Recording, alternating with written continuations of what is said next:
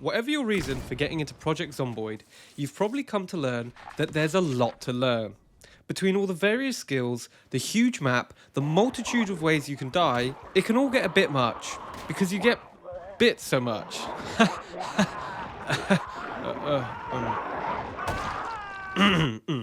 So that's why I want to take some of the pressure off of you, so that you can just crack on and enjoy the game. With that in mind, I'm All Fun and James Zero, and today I'm going to be showing you the best starting point in Project Zomboid.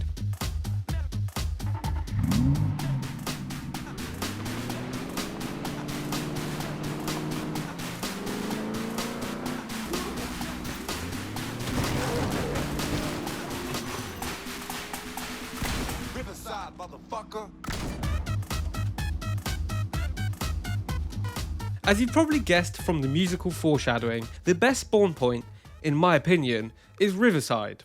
I've got a whole bunch of good reasons for thinking that, starting with the most obvious, it's by a river. Which is fantastic because that gives you the opportunity to fish. How will you catch those fish though? With a fishing rod, obviously. Conveniently, there's a fishing and bait shop located in the northern end of town, near the riverside.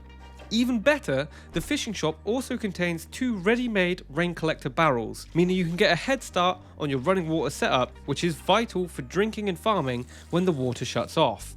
Just down the road from the fishing shop is a police station.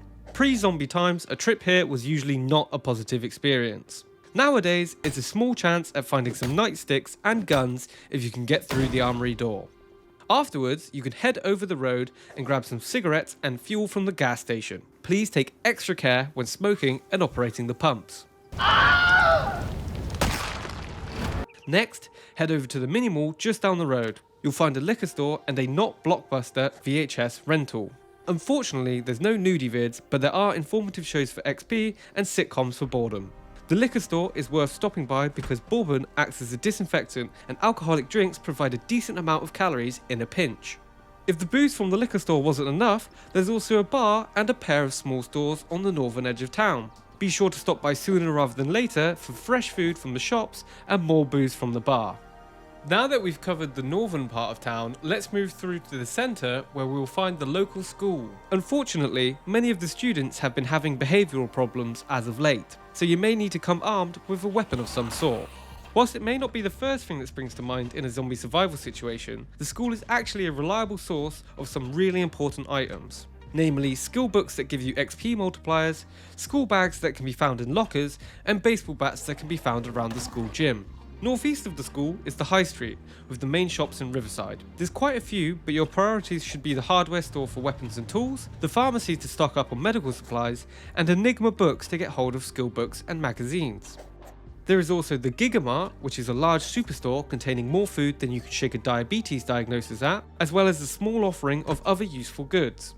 Now we reach the other end of town, to the southeast. Here you will find the gated community. Previously, any unrecognised faces would have had the curtain twitchers calling the police, but these days it's a bit more of a welcoming place.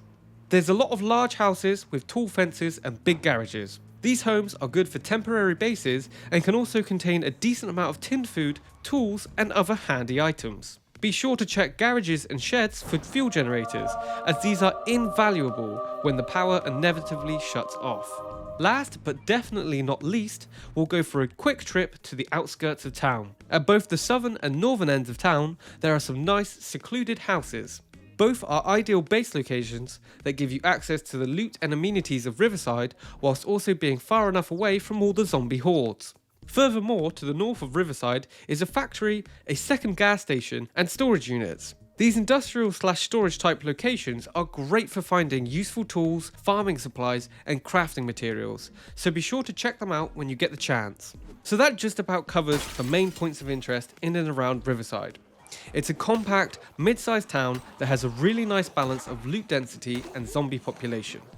It's got everything you need for a good run in Project Zomboid, whilst also being something of a challenge. Hopefully you found this video useful, and if so, please consider liking and subscribing. I've been All Fun and James Zero, and thank you for watching.